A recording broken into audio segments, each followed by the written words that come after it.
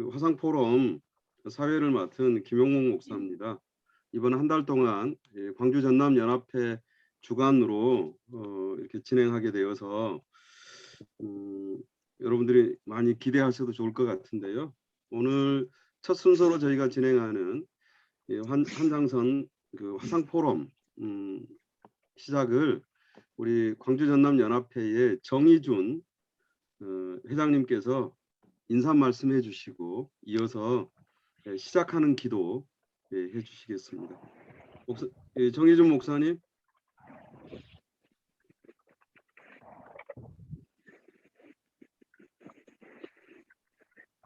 예, 말씀해 주세요. 예. 네, 할렐루야. 할렐루야. 반갑습니다. 오늘 광주 전남연합회 여기 주관으로서 한 달 동안 화상으로 여기 함께 포럼도 하고 그리고 이제 릴레이 기도하고 신앙 강증도 하고 그리고 모든 한 달 프로그램을 맡는데 참석해 주신 우리 모든 다치님께 진심으로 감사드리고요. 이 한 달 동안 귀한 은혜가 되었으면 바람입니다. 오늘 처음 이 순서를 맡아서 해주시는 여기 그 호남 권역 재활병원 원목실 담당이신 이영일 목사님께서 특별히 초청해 주셔가지고 함께 여기 좋은 은혜의 시간이 되었습니다. 그 제목은 이제 주제는 장애 입은 성자 하나님 예수로 탐색하는 삼위일체라는 제목으로 함께 여기 좋은 시간이 되기를 간절히 바라고요. 이 위해서 함께 기도해 주기를 간절히 부탁드립니다. 아무튼 이 한 시간 동안 주님께서 모든 것을 주관하는 가운데서 은혜롭게 잘 될 수 있도록 기도로 협력해 주시면 감사하겠습니다. 감사드리고 바로 시작할까요, 형요? 네. 기도로 시작하겠습니다. 기도하겠습니다. 좋으신 하나님 아버지 감사합니다. 오늘도 좋은 하루를 통해서 우리 한정성을 사랑해 주시고 이렇게 장애인 포럼을 할 수 있는 은혜로운 시간을 주신 것을 감사드립니다. 특별히 김영일 목사님을 모시고 귀한 포럼을 하오니 이 모든 순서마다 하나님께서 함께 하셔서 저희 한장선에 큰 은혜가 되게 도와주시고 또한 우리 한장선 장애인 선교의 비전과 꿈을 향해 달려가는 모든 한장님들에게도 하나님 은혜로 더하게 하여 주셔서 그 일들이 정말 하나님께 영광 돌릴 수 있도록 축복해 주시옵소서. 이제 시작하는 모든 시간마다 하나님 인도해 주시기 바라고 감사하며 예수님 이름으로 기도합니다. 아멘. 우선 고맙습니다. 오늘 좋은 기회를 또 마련해 주신 우리 한장선 소재훈 목사님과 또 함께하신 여러 우리 동역자들에게 감사드리고요. 오늘 지금 수어통역은 신희순 수어통역사께서 수고하고 계십니다. 우리 박수로 감사드립니다. 할렐루야. 감사합니다. 이어서 바로 그 주제 발제를 해주실 이영일 목사님 소개하겠습니다. 이영일 목사님은 현재 광주에 있는 호남권역 재활병원의 원목실에서 사역하고 계시고요. 대구대에서 장애학 박사과정을 수료했습니다. 논문을 남겨놓고 있는데요. 여러분들이 많이 기대하셔도 좋을 우리 한장선의 좋은 신학과 장애학을 연결하는 좋은 연구자가 되지 않을까 이렇게 생각하고요. 오늘 이영일 목사님의 발제를 청해 듣도록 하겠습니다. 박수 부탁드립니다. 할렐루야. 감사합니다. 수고하십시다.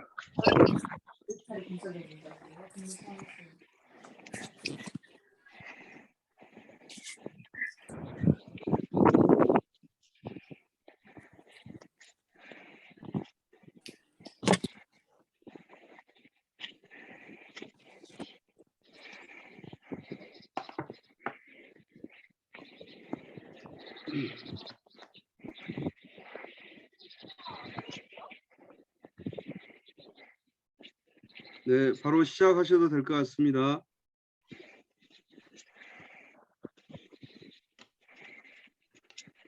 네, 시작하겠습니다. 제가 이번에 포럼에서 발표할 주제는 아까 사회자 목사님께서 말씀해 주셨던 것처럼 장애 입은 성자 하나님 예수로 탐색하는 삼위일체라고 하는 주제입니다. 제가 지금 대구대학교 장애학과 박사과정을 이제 수료를 하고 논문을 준비를 하고 있는데요. 제가 지금 논문 주제로 작성하고 준비하려고 하는 제목 이게 주제이기도 합니다.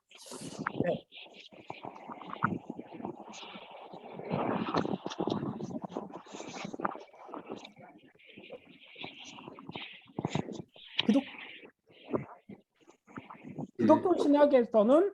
기독교에서는 신에 대해서 정의를 할 때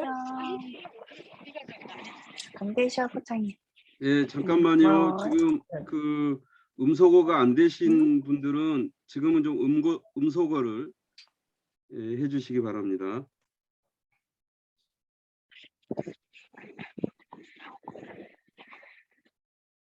네. 기독교라고 한 기독교는 그리고 이제 기독교의 신학은 사실상 신에 대한 정의, 죄송한데 여기에서 신은 하나님이고요. 하나님에 대한 정의에서 출발을 합니다. 특별히 이제 그 하나님을 어떻게 정의하고 있느냐는 출애굽기 3장 14절에 나와 있는 그 말씀이시죠. 모세가 하나님께서 말씀하실 때 모세가 하나님께 누구냐고 누가 보냅니까? 라고 물었을 때 하나님께서 직접 하셨던 말씀이 바로 이 출애굽기 14장인데 하나님께서 이 구절에서 어떻게 말씀을 하시냐면 나는 스스로 있는 자라고 정의를 하십니다. 그러면서 이제 하나님은 곧 스스로 계시는 분이라고 이제 기독교들은 정의를 하고요. 그렇다면 이 하나님 스스로 있는 자라고 하는 것은 무엇을 의미하느냐? 바로 그것은 자존하시는 분, 그러니까 자기 힘으로 그 어떤 것도 의존하지 않고 오직 홀로 존재하는 분이라는 겁니다. 그리고 이제 이 하나님은 자기 스스로 계시는 분이기 때문에 다른 어떤 것에서도 정의가 되지가 않으십니다. 그리고 또한 자기가 그 어떤 것에서도 정의가 되지 않는 존재인데 이분은 또 유일하게 다른 것들을 정의를 하십니다. 자기 자신은 어떻게 정의되지 않으시지만 그러나 다른 자기 자신을 제외한 모든 것들은 이제 하나님께서 정의를 하신다라고 성경은 기독교는 이야기를 합니다.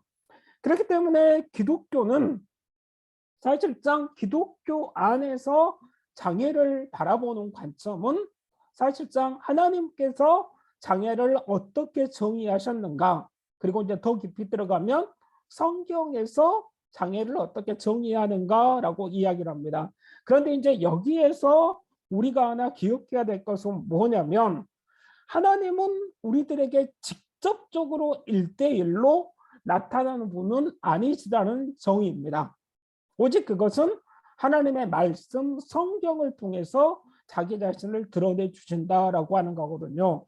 그런데 이제 여기에서 하나의 딜레마가 생깁니다. 하나님께서는 직접적으로 많은 사람들에게 1대1로 나타나셔서 뭔가를 정해 주지 않는데 성경 속에는 정의되어 있습니다. 그렇다면 곧 그 성경 속에서 정의된 것을 이제 해석해 주는 사람들이 등장을 하게 됩니다. 그 사람들이 바로 이제 저희 어찌 보면 목사들이기도 하고 어쩌면 성경에 조금 더 유식하신 분들이기도 하는데 거기에서 일상적으로 말을 하기를 기독교는 장애인에 대해서 어떻게 정의를 하냐면 죄인 아니면 은혜의 방편, 하나님의 은혜의 도구라고 해석을 하는데요. 이 죄인에서부터 은혜의 방편이라고 하는 게 한꺼번에 등장하는 구절이 바로 요한복음 9장 1절에서 3절입니다. 여러분들께서 잘 아시는 것처럼 날 때부터 소경된 한 사람이 나와서 구걸을 하고 있을 때 제자들이 이제 묻는 거죠. 제자들이 물었을 때 이 사람이 소경된 게 누구의 죄 때문입니까? 자기입니까? 아니면 부모입니까? 이 말은 곧 그때 당시 예수님이 살던 시대 그때 당시 유대인들이 율법을 통해서 전례 내려왔던 때 장애를 입은 사람은 곧 죄 때문이다라고 했던 거죠. 그런데 예수님께서는 이것을 정면으로 뒤집으십니다. 바로 뭘로 뒤집으냐면 하나님께서 하시는 일을 나타내기 위함이다. 죄라고 하는 것과 하나님께서 하시는 일, 바로 저는 이것을 이제 죄인에서부터 은혜의 방편이라고 기독교를 해석한다라고 이야기를 하는데요. 그렇기 때문에 이러한 관점에서 죄인에서부터 은혜의 방편이라고 하는 이 개념에서 기독교는 장애를 연구를 합니다. 제 나름대로 정리를 했었을 때 기독교는 크게 네 가지로, 물론 이것을 두 가지로 더 줄일 수도 있지만 크게 네 가지로 기독교는 지금까지 장애를 연구를 해왔었습니다. 치료적인 관점, 치료를 해야 될 대상으로서, 그리고 또 하나는 교육을 받아야 되는 대상으로서, 그리고 또 하나는 그 장애가 어떻게 한 사람과 그리고 장애에 함께하고 있는 가족들과 주변인들에게 영향을 미치고 있는가, 기독교가 어떤 역할을 하는가라고 하는 것이고, 그리고 마지막 네 번째는 그 장애인들을 어떻게 선교를 할 것인가라는 관점으로 이제 기독교는 장애를 바라봤었습니다.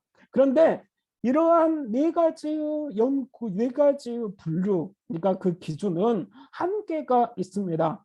당연히 장애를 치료해야 될 것, 죄인의 관점으로 바라보는 것은 당연히 거부 지금 하고 있고요. 물론 치료적인 관점에 대해서 치료를 해야 된다라고 하는 것들에 대해서는 이것은 받아들이고 그것을 인정하는 분들도 계시기는 합니다. 그러나 진보적인 장애관을 가진 사람들은 치료적인 관점 또한 이것도 거부해야 될 것 아닌가라고 이야기를 하고 있고요. 그리고 또 하나는 종교를 통해서 수용되어지는 것, 장애인 그리고 장애를 갖고 있는 장애라는 주제와 장애인이 종교라고 하는 것을 통해서 어떻게 개인에게 수용되어지는가라고 하는 것들, 경험과 종교적인 관점이 있습니다. 그렇기 때문에 이는 이 기독교 장애 연구는 결국 현재 우리 장애가 갖고 있던 장애학이나 진보적인 장애단체에서 이야기하고 있는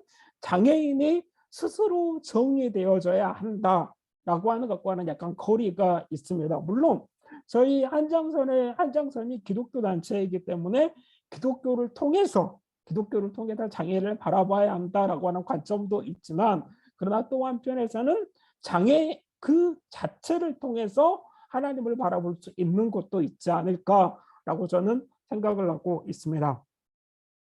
그렇기 때문에 이제 기독교는 과연 이제 기독교와 장애인인데, 장애의 관점에서 기독교를 바라봤었을 때, 장애의 관점에서 기독교가 장애를 죄인이나 은혜의 방편으로 이제 극단적으로 바라보고 있는데, 이런 구조를 장애를 갖고 있는 그 단체들, 진보적인 장애인 단체들은 이것을 어떻게 인정할까라고 하는 질문을 했었을 때 당연히 이러한 것들은 인정을 하지 않고 있습니다. 물론 한정선이나 저도 목사이기 때문에 이 부분에 대해서 조금 더 고민이 필요하기는 하지만, 진보적인 장애단체에서는 죄인으로 바라보는 것은 당연히 거부를 하고, 은혜의 방편, 하나님에 의해서 정의되어지는 것까지도, 그리고 하나님의 도구로 쓰여지는 것까지도 이것은 어떻게 보면은 거부를 하고 있는 게 요즘의 현실이기도 합니다.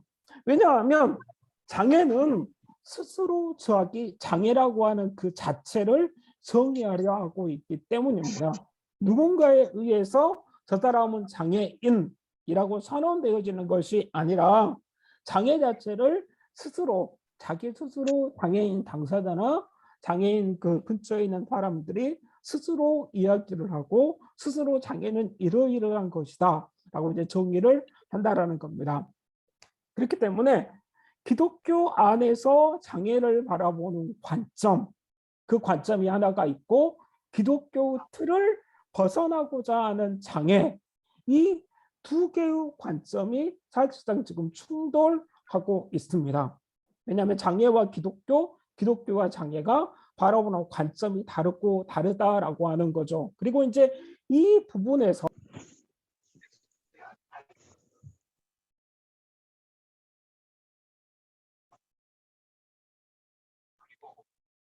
그 부분 죄송합니다.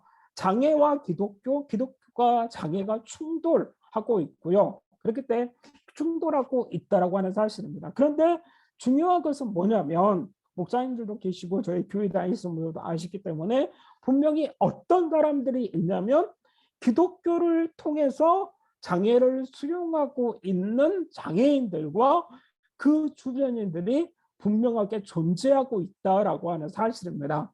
그리고 교회에서도 끊임없이 그렇게 이야기를 하고 있습니다. 저는 목사이면서 장애학을 전공을 하면서 이 부분에 대한 고민을 좀 굉장히 많이 했었습니다.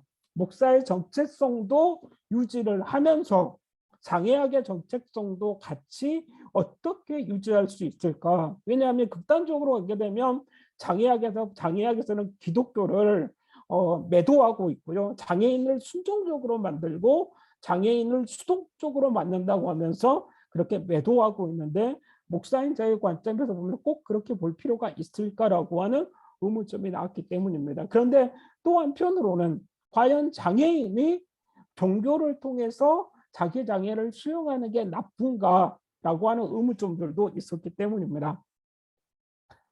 네. 그런데 이제 이런 고민을 하고 있을 때 이제 수업 시간에 이 여성분을 만났었습니다. 장애와 종교라고 하는 그 과목을 통해서 소개를 받고 그 이전에 잠깐 알고 있었는데 장애와 종교라는 수업을 통해서 조금 더 깊이 알았었는데요. 누구냐면 바로 낸시 에이슬랜드라고 하는 신학자입니다. 신학을 하면서도 그리고 신학을 전공까지는 안 했지만 신학을 하면서도 장애 운동을 했던 사람인데 이분이 1994년에 이런 책을 발간을 합니다. 바로 The Disabled God이라고 하는 이 책을 발간을 합니다. 그리고 이제 이 책을 통해서 에이슬랜드는 무엇을 이야기를 하냐면 성자 예수죠. 그 성자 예수를 장애 입은 하나님이라고 정의를 합니다. 아마 교회 다니시는 분들은 아마 들어보셨을 거라고 생각을 합니다. 예수님도 어쩌면 장애인이다. 왜? 하나님이 피조물의 몸을 입은 것 자체가 바로 곧 장애가 된다. 그래서 예수님은 성육신을 입으신 그런 장애인이다라고 하는 이야기를 아마 들어보셨을지 모르겠습니다. 그런데 이 에이슬랜드는 그 이야기를 하는 게 아닙니다. 에이슬랜드가 말하는 장애 입은 하나님이라고 하는 것은 하나님이 절대적 하나님이 성육신을 통하여서 인간이 되어지는 것을 장애로 보는 것이 아니라 요한복음 20장 27절을 이야기를 하면서 자기 자신과 같은 장애인이라고 정의를 합니다. 이 에이슬랜드는 뇌병변 장애를 갖고 있습니다. 그런데 이제 그가 쓴 책에서 보면 똑같이 이야기를 합니다. 예수님이 나와 같은 뒤틀린 몸을 가진 장애인으로 내게 다가왔다라고 하는데 그 근거가 뭐냐면 바로 요한복음 20장 27절입니다. 여러분들이 아시는 것처럼 이 부분은 예수님께서 부활하신 이후에 예수님의 부활을 의심하는 도마에게 나타나셨을 때 예수님께서 하신 말씀입니다. 도마에게 이르시되 내 손가락을 이리 내밀어 내 손을 보고 내 손을 내밀어 내 옆구리에 넣어보라. 그리하여 믿음이 없는 자가 되지 말고 믿는 자가 되라라고 이야기를 합니다. 에이슬랜드는 이 부분을 이제 분석을 합니다. 과연 예수님이 말씀하신 예수님의 손 그리고 예수님의 옆구리 이게 뭐냐? 바로 그것은 곧 손상 입은 몸 그 자체라고 하는 겁니다. 그러면서 아이슬란드는 또 강조를 합니다. 그런데 이때가 지금 언제냐? 바로 부활하신 후다. 부활하신 후 그 예수께서 장애를 입고 있는데 어떤 상태냐면 바로 손과 옆구리와 뼈와 근육과 신경 그리고 폐가 손상이 입었을 것이다. 아니 당연히 입었다라고 정의를 합니다. 그러면서 당연히 그 부활한 예수의 몸을 의학적인 관점으로 봤었을 때 만약에 의사들이 그 깨어진 뼈와 그리고 깨어진 손상을 입은 신경과 근육들을 보고 그리고 창에 찔려서 물과 피가 흐를 정도의 손상된 옆구리를 본다. 폐를 의사들이 진단한다면 과연 어떻게 진단할 거냐? 당연히 장애를 입은 몸으로 진단할 것이라고 이제 아이슬란드는 말을 합니다. 그러면서 이제 아이슬란드는 말합니다. 그런데 그 손상이 입은 몸으로 예수는 구원했고 우리들을 구원했다라고 강조를 합니다. 그래서 그 장애의 증명인 손상된 손과 발, 옆구리는 상한 몸인데 그 상한 몸이 우리를 구원했다라고 아이슬란드는 주장을 하는 거죠. 여러분들 어떻게 생각하신가요? 혹시 좀 이해가 되시나요? 제가 지금 하고 있는 말이. 제가 왜 이런 말을 하냐면 전통적으로는 예수님의 상한 몸, 십자가에 박힌 손과 발, 그리고 창에 찔린 옆구리는 우리의 구원을 위한 거룩한 상한 몸으로 해석을 합니다. 그러지 않나요?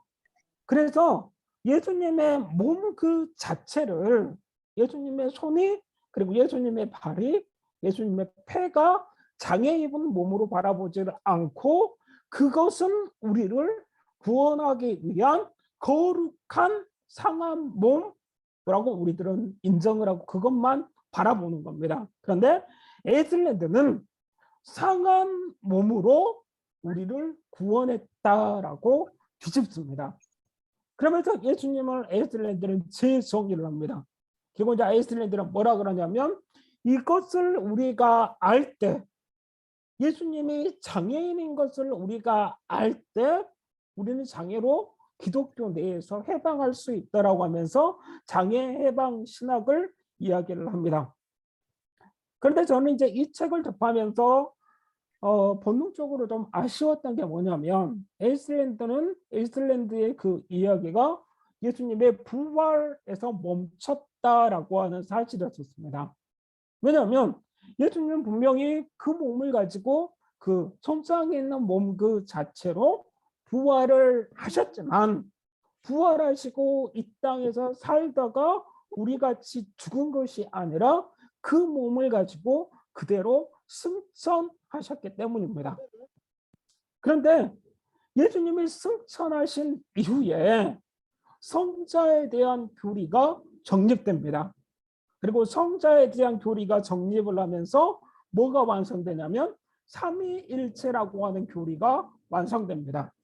삼위일체 교리는 세 번의 공회를 걸쳐서 이제 그 완성이 되어지는데 쉽게 말해서 성부, 성자, 성령이 하나님이시다라고 하는 그 이야기거든요. 가장 먼저 논의가 됐던 것은 성자의 신성이었습니다. 예수님이 과연 하나님의 아들, 하나님과 동일한 분이냐라고 했을 때 이제 니케아 회의에서 그게 정의되어지고요. 콘스탄티노플에 의해서 다시 한번 그 니케아에서 정의되었던 예수님의 성자에 대한 논의가 다시 한번 확립되고 그리고 이때 성령 하나님에 대한 신성 또한 결의가 됩니다. 그리고 난 다음에 이제 칼게돈 회의에서 무엇이 정의가 되냐면 예수님의 인성. 그래, 예수님이 참 하나님이신 건 인정한다. 그런데 예수님이 완전한 인간이시냐? 그 논의가 있었는데 바로 그 논의가 451년에 완성됩니다. 그러면서 성자 예수님의 신성과 인성에 대한 결의가 삼위일체 교리로 이제 확립이 되어집니다. 분명히 그렇습니다. 예수님께서는 부활하신 몸으로 승천을 하십니다. 사도행전 1장 11절에서 천사들이 예수님이 승천하신 것들을 바라보고 있는 그 사람들 향해서 뭐라 그러시냐면 어찌하여 너희들 하늘만 쳐다보고 있느냐. 너희 가운데서 하늘에 올려주신 이 예수는 하늘로 가심을 본 그대로 다시 오신다라고 말씀을 합니다. 제가 여기에서 좀 포커스를 둔 부분은 뭐냐면 너희들이 본 그대로 이 땅에 다시 오실 것이다라고 하는 부분이거든요. 그리고 이제 이 삼위일체 교리는 예수님이 승천하신 후에 400여 년 후에 정립이 됩니다. 여기에서부터는 사실상 저의 개인적인 의견이고 제가 이제 논문에서 완성해야 될 숙제이기도 한데요. 창에 찔려서 물과 피가 쏟아질 만큼 손상된 옆구리와 관통된 손과 발은 예수님이 부활할 만큼의 신적 권위를 소유하고 있음에도 없어지지를 않았습니다. 그리고 그대로 예수님의 그 몸은 그 손상된 육체는 그대로 있습니다. 그리고 성자 예수님 자신의 부활의 증거로 쓰여집니다. 장애의 흔적이 부활과 구원의 증거로 사용되고 있다라는 겁니다. 지극히 손상된 몸이고 지극히 인간의 몸인데 그 인간의 상한 몸이 저는 예수님의 그 삼위일체 성자의 삼위일체 교리 안에 저는 포함되어지고 있다라고 저는 주장을 하고 있거든요. 왜냐하면 예수님께서 부활하셨을 때 그 손상된 몸이 그대로 있었고 그 몸 그대로 하늘로 승천하시며 하나님 우편에 함께 계시는 겁니다. 그런데 그 하나님 우편에 함께 있을 때 승천 이후에 그 몸 그대로 400여 년 뒤에 삼위일체 교리가 성립이 되어지는 거죠. 그래서 삼위일체 하나님 안에는 특히 성자 하나님 안에는 뭐가 있냐면 바로 예수님 상한 몸을 갖고 있는 그 예수님이 계신다라고 하는 겁니다. 물론 이렇게 반문할 수도 있습니다. 어떻게 반문할 수 있냐면 삼위일체 하나님이 그 삼위일체 하나님이 어떻게 나타날 수 있느냐 그리고 예수님의 고난이 어떻게 받아들일 수 있느냐라고 반문할 수 있는데 저는 그 이야기를 어떻게 하고 있냐면 바로 창세기 1장 26절과 27절 구절을 이야기를 합니다. 어떻게 이야기하냐면 창세기 1장 26절과 27절은 어떤 내용이 있냐면 사람이 아담과 하와가 하나님의 형상과 하나님의 모양대로 창조되어진 그 이야기를 합니다. 그런데 저는 이 구절을 어디로 가지고 오냐면 바로 성자 하나님 예수님의 형상이 포함되어 있다고 저는 생각을 합니다. 왜냐하면 우리들이 알고 있는 것처럼 하나님은 삼위 하나님은 시간의 제약 아래 계시는 분이 절대 아니시거든요. 시간상으로는 설명이 불가능하고 오직 기능상으로만 그분들을 나눕니다. 시간상으로는 그분들을 이야기하고 그분은 하나님이 계획하고 이루시고 나타냈다고 하는 것을 시간상으로는 설명이 불가능하고 오직 기능상으로만 나눌 수 있는 거거든요. 그래서 저는 이 창세기 1장에 나와 있는 인간 창조의 하나님의 형상과 그 모양이라고 하는 것을 과연 예수님의 형상 그리고 그 형상 중에서 손상이 있는 몸, 예수님의 형상과 모양은 어떨까라고 저는 생각을 하고 있는데 예수님께서 이제 승천하신 이후에 그리고 사도들이 성경을 기록을 합니다. 그러면서 무엇을 강조를 하냐면 우리가 그러니까 로마서를 받는 사람들, 고린도서를 받는 사람들, 갈라디아서, 골로새서, 야고보서를 받고 있는 그 읽은 독자들에게 어떤 말을 하냐면 너희들이 그 아들의 형상이고 하나님의 형상이고 하늘에 속한 이의 형상이고 그와 같은 형상이고 그리스도의 형상 그리고 골로새서 같은 경우는 자기를 창조하신 이의 형상이라고 이야기를 합니다. 그리고 야고보는 하나님의 형상으로 너희들이 지음받았다라고 이야기를 하고 있거든요. 그런데 당연히 우리들이 알고 있는 것처럼 이 구절들은 로마서와 고린도서와 그리고 이제 바울과 야고보가 기록하고 있는 이 하나님의 형상은 성자 하나님의 형상으로 우리들은 해석을 합니다. 그리고 당연히 이제 많은 주석들 또한 이 형상, 하나님의 형상, 그 아들의 형상, 하늘에 속한 자의 형상이라고 하는 것을 예수님의 어떠한 육체적인 형상이라기보다는 예수님의 성품, 바로 그 성품에 초점을 맞추어서 해석을 합니다. 그런데 제가 이제 생각하고 싶은 부분은 뭐냐면 그런데 물론 그것도 인정하겠다라는 겁니다. 예수님의 성품의 형상이라는 것도 인정하겠다라는 겁니다. 그러면 과연 이 예수님은 동시에 손상 입은 몸, 성자 하나님 예수님이 아니신 건가? 라고 하는 제가 이제 질문을 이제 그런 질문 가운데서 이제 이 이야기를 전개를 시켜 나가거든요. 저는 이 예수님의 하나님 예수님의 형상을 닮은 우리들이 인간 피조물에 대해서 이 부분들이 예수님의 그 뭐라 그래 예수님의 그 성품에만 초점 맞춰져 있고 예수님의 손상 입은 몸, 손상 있는 몸이죠. 그 손상에 있는 손과 발, 창에 찔린 옆구리에 우리들이 관심을 쓰고 있지 않는 이유는 과연 그것이 그렇지 왜 그럴까라고 생각을 했었을 때 그 이유가 어쩌면 예수님의 신적 권위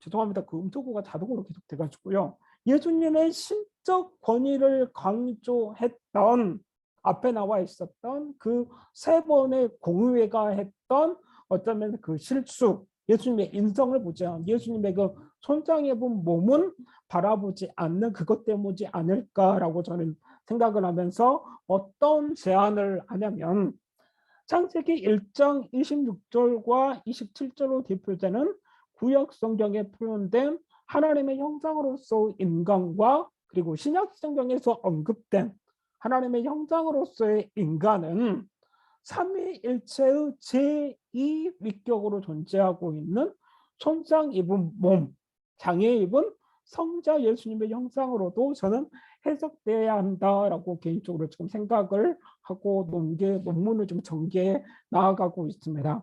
그렇게 된다면 어떻게 되어지냐면 기독교가 지금까지 장애인을 죄의 결과로부터 시작해서 하나님의 은혜의 도구로 해석해 오던 관점, 쉽게 말해서 장애인을 객체화시키고 장애인을 수동적인 존재로 바라보는 거죠.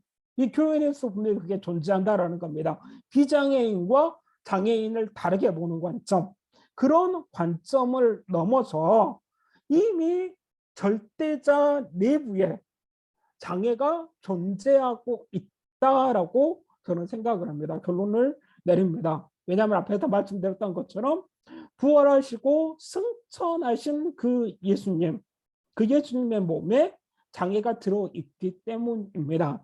그렇기 때문에 그런 관점, 그러니까 절대자의 내부에 성삼위 하나님의 내부, 정확하게 말하면 이제 성자 하나님이시죠. 성자 하나님의 몸에 이미 장애가 존재되어 있고 그리고 그 장애가 존재되어 있는 예수님의 형상을 우리들의 형상으로 만들어진 우리들이라면 장애인 역시 그 장애 입은 존재가 포함된 절대자의 형상으로 창조된 비장애인과 아주 다를 바 없는 존재라고 신학적으로 말할 수 있을 것이라고 저는 결론을 내리고 있습니다. 제가 이제 다시 한번 정리를 하면 제가 왜 이제 이런 그 주제를 발표를 좀 했었냐면요.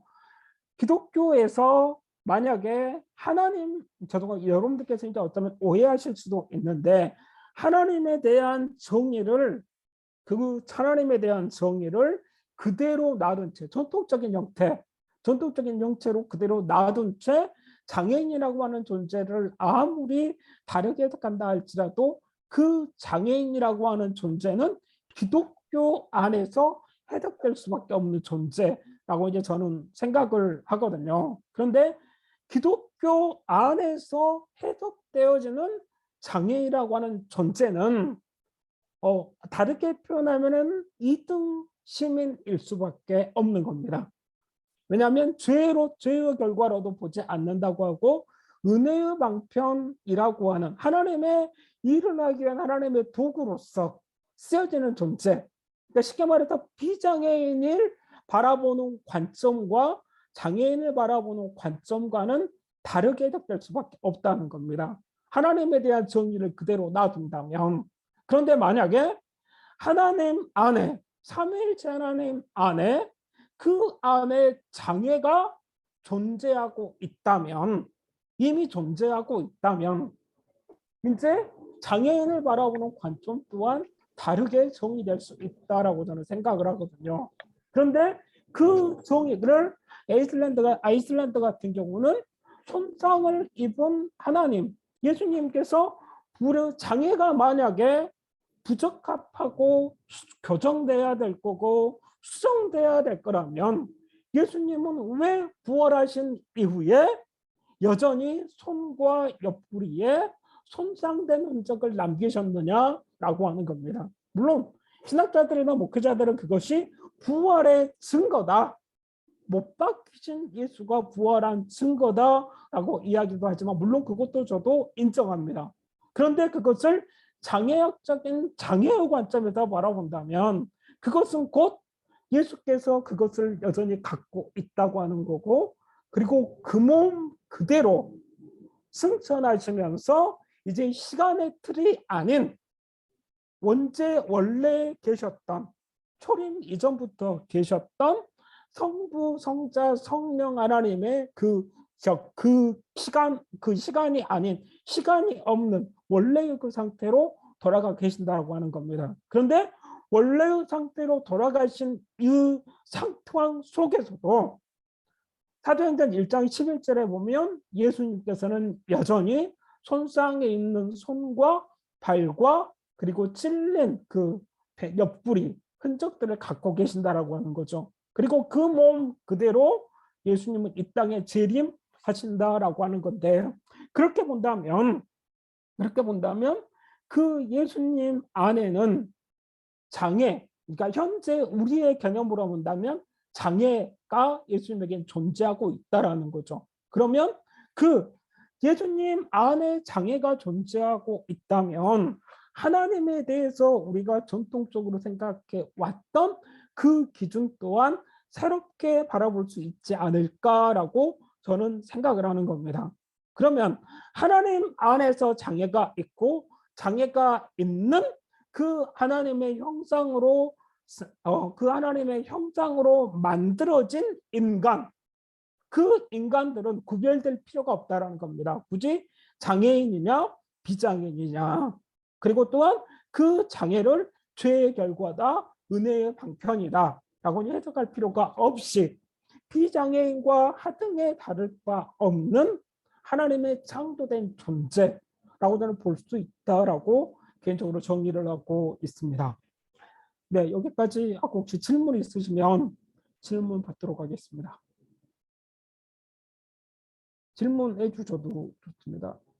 이해 안 되시면. 네. 혹시 질문하실 분 계시면 지금 말씀해 주실래요? 네. 뭐 보통 이렇게 얘기하면 뭐 질문이 거의 없죠. 혹시 그 일단 끝나기 전이라도 아니면 여기 밑에 채팅창이 열려져 있으니까요. 질문해 주시기, 질문을 올려주시기 바라고요. 어쨌든 오늘 우리 이영일 목사님께서 장애인 스스로를 그 기독교적인 관점에서 우리 장애인 스스로를 좀 정의를 할 때 그동안의 죄의 결과나 은혜의 방편이라고 하는 이 정의를 뛰어넘어서 장애에 입은 하나님의 형상으로 창조된 온전한 존재로서의 장애인이라고 하는 지금 연구 논문을 준비하는 주제를 발표해 주셨는데요. 앞으로 좋은 논문 기대가 됩니다. 그 끝나기 전에 혹시 질문이 올라오면 한번 또 같이 얘기하기로 하고요. 이 시간에는 우리 한장선의 회장이시죠. 우리 소재훈 회장님의 그 마무리하는 이야기와 또 한장선에 관련된 소식들 좀 전해 듣도록 하겠습니다. 목사님. 예. 네, 반갑습니다. 제 이름이 PC라고 어떻게 떠 있네요. 제 소재훈입니다. 오늘 귀한 우리 강의해 주신 우리 이영일 목사님 감사를 드립니다. 저는 85년도에 신학대학원에 입학을 했는데요. 오늘 그 전에 신학교에서 강의 듣고 함께 고민했던 내용들을 다시 듣는 것 같아서 좀 신선하고 또 새로운 생각이 들었습니다. 양동춘 이사님도 늘 또 우리 장애계에 계시는 많은 분들이 또 장애 입은 하나님에 대한 얘기를 줄곧 해오던 얘기라서 오늘 강의가 좀 더 구체화된 것 같습니다. 저는 강의를 들으면서 늘 좀 단편적으로 성육신 자체만으로 예수님은 장애를 입으셨다는 생각을 해왔는데 오늘 그거 말고 십자가상에서 상처 입으신 그 자체가 예수님이 장애를 입으셨다라고 말씀하셔서 그 부분을 한 번 더 생각하게 되었습니다. 그리고 강의를 들으면서 결론을 말씀해 주셔서 부활하신 몸은 시공간을 초월하고 그리고 장애조차도 다 극복한 완전한 몸으로 부활한다고만 생각해 왔는데 여전히 뭐 도마를 비롯해서 옆구리에 창자국, 못자국을 보여주시는 것을 통해서 부활하셨지만 자국은 남아있다라고 하시는 것. 그리고 아까도 그 강의 중에 부활하신 것으로 멈추고 그 이상 말씀하지 않았다 그러는데 승천을 통해서 성부, 성자, 성령의 그 완전하신 몸으로 계신다라고 결론은 말씀해 주셨습니다. 저는 믿기로 우리가 비록 땅에 살아가는 동안에는 장애를 입고 있다 할지라도 부활 후에 또 하나님의 나라에서는 눈물도 슬픔도 또 장애도 없는 나라라고 그렇게 늘 믿고 있고 그 소망으로 이 사역을 늘 또 불러일으키는 또 소망을 불러일으키는 설교를 하고 있어서 오늘 그 말씀 중에 그 부분이 결론은 제가 듣기로는 거기에 멈추지 않고 승천과 더불어는 완전한 몸으로 승천하셨다라고 제가 들은 것 같아요. 그 사이에 전화가 오는 바람에 마지막 결론을 제가 정확하게 듣지는 못한 것 같습니다만 아무튼 좀 생각하게 하는 말씀에 그 부분에 대해서 한 번 더 대답을 듣고는 싶고요. 또 이 오늘 우리 강주전남연합회에서 4월 한 달 다양하게 알차게 이렇게 계획을 해 주셔서 감사하다는 말씀을 드립니다. 정의준 우리 회장님, 김용문 목사님 비롯해서 우리 회원들이 이렇게 마음을 다해서 알차게 이렇게 계획해 주신 것에 대해서 감사를 드립니다. 오늘 참여도 우리 실로암 우리 식구들도 많이 오셨습니다만 오늘 아마도 제일 많이 오시지 않았나 하는 생각이 들어요. 감사를 드리고 다음 주에도 관심을 가지고 참여해 주시면 감사하겠습니다. 감사합니다.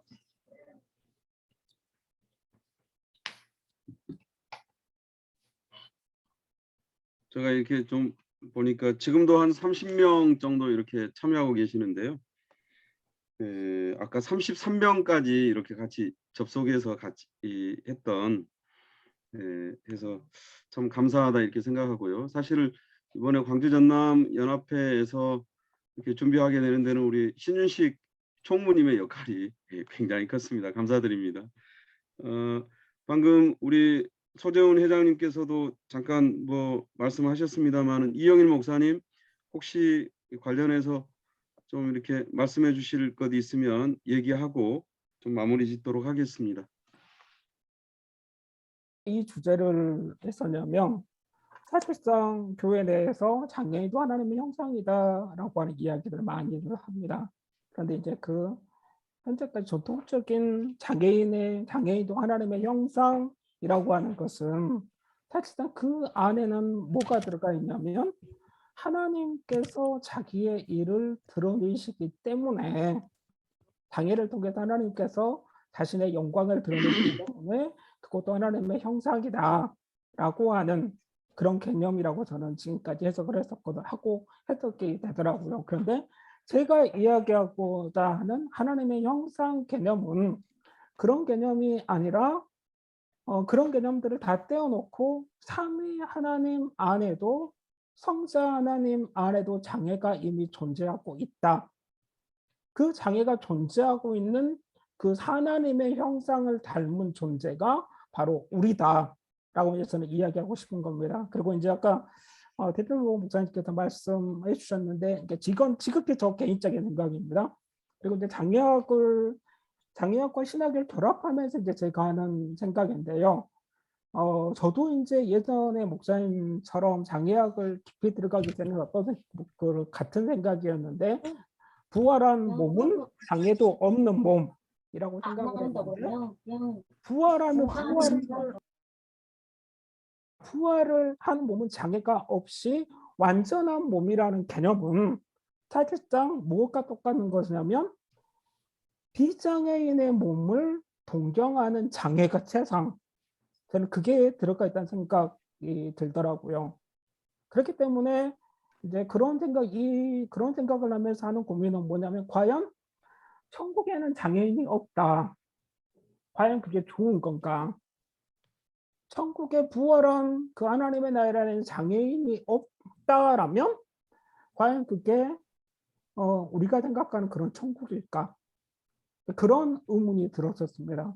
그래서 이제 개인적으로 어떤 생각을 갖고 있냐면 만약에 그렇다면 저는 그건 천국이 아닐 수도 있지 않을까라는 생각을 하거든요. 그러면서 이제 그렇게 되면 이제 천국의 부활의 소망을 강조하는 기독교가 뭘 어떻게 해야 되느냐라고 할 수 있는데 장애라고 하는 것을 하나님의 형상으로 지음받은 하나님의 형상으로 지음받은 존재가 장애인이라고 하는 존재라면 똑같이 하나님의 나라에서도 장애인으로 살아가는 게 과연 그게 불편할까?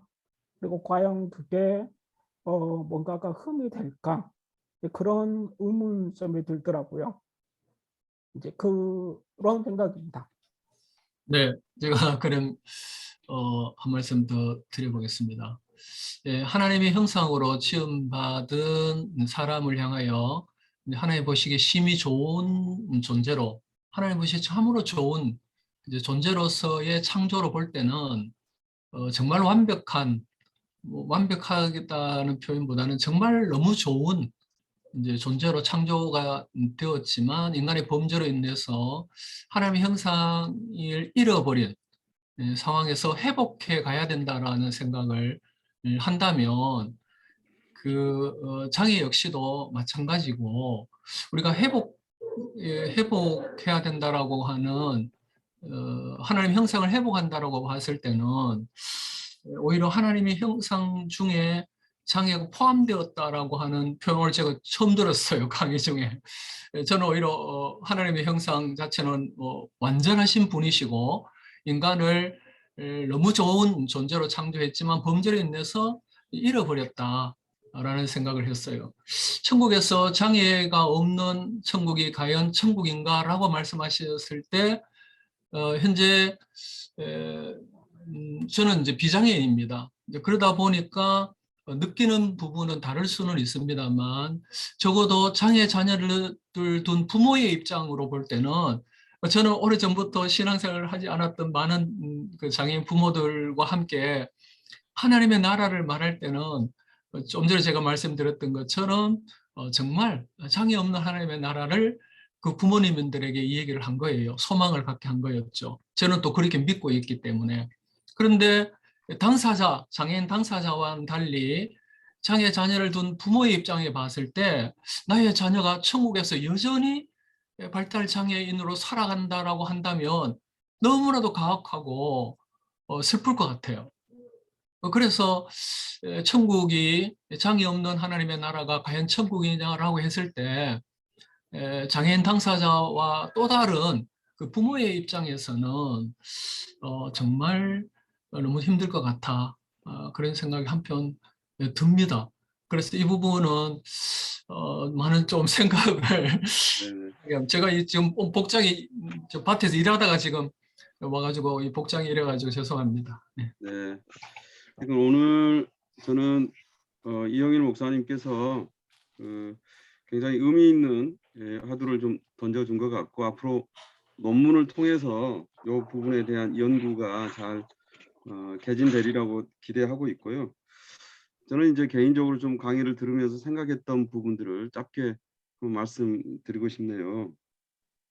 좀 사실 이제 우리가 생각하는 완전과 불완전의 개념, 장애와 비장애의 개념 이런 부분들은 사실 이제 우리 인간의 이런 유한성 가운데 우리의 경험 가운데 생각하는 개념이라고 생각하고요.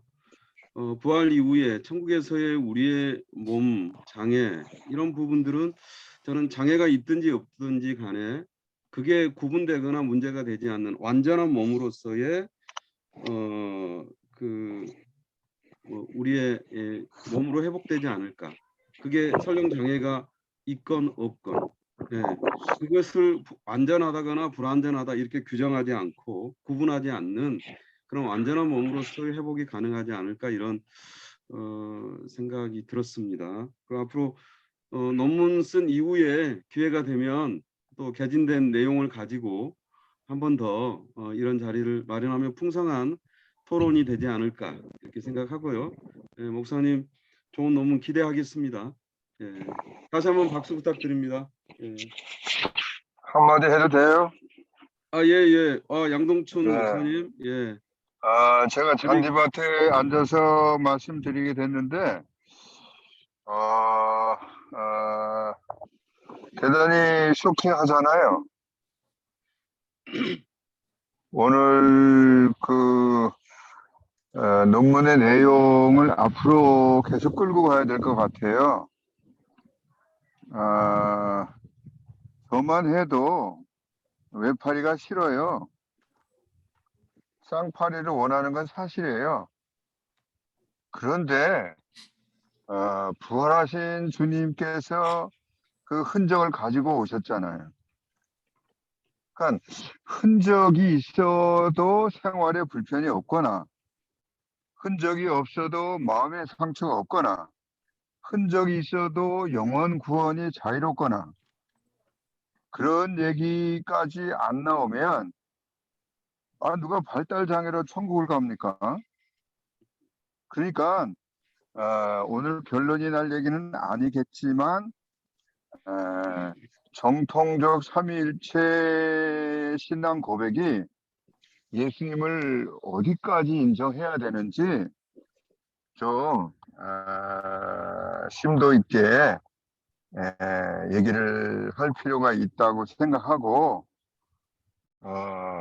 그것이 머리에서 끝나는 생각의 이론으로 가야 될지 어떤 뒷받침이 되는 말씀과 신앙 고백들이 나와야 될지 그런 것들을 오늘 이영일 목사님이 화두를 던진 셈이 됐고 본인이 긍정적 장애인관을 가지고 예수 그리스도의 인성 안에 장애를 수용하시고 장애 몸으로 부활하셔서 우리에게 나타나셨는데 더 많이 좀 나누어야 될 것 같다는 생각이 들고요. 하여튼 오늘 여기 있는 저를 포함해서 어떤 결론은 좀 성급한 거 아닌가. 오늘의 얘기를 화두 1로 하면 화두 2, 화두 3 그렇게 나가야 되지 않을까. 그런 생각을 좀 붙입니다. 네, 감사합니다. 앞으로 연구하는데 많이 시사점을 주지 않았나 이렇게 생각이 되어지고요. 앞으로 우리 한장선 광주전남연합회에서 진행하는 4월 화상 모임이 다음 주에는 릴레이 기도회를 우리 신윤식 총무님께서 진행하게 되고요. 그다음 4월 20일에 4일에는 우리 사랑하는 교회의 박정준 목사님의 신앙 간증이 있습니다. 그리고 마지막 4월 27일에는 그 한장선 예능으로 이렇게 생방송으로 진행이 될 예정입니다. 마지막까지 기대해 주시고 함께해 주시기 바라고요. 오늘 끝까지 수화통역을 해주신 신희순 수화통역사님 그리고 함께해 주신 모든 동역자 분들에게도 감사의 말씀드립니다. 여기서 마치겠습니다. 고맙습니다. 수고하셨습니다. 할렐루야. 감사합니다. 수고하셨습니다. 네, 주님께 영광. 이영일 목사님 화이팅. 예. 감사합니다, 목사님. 네, 또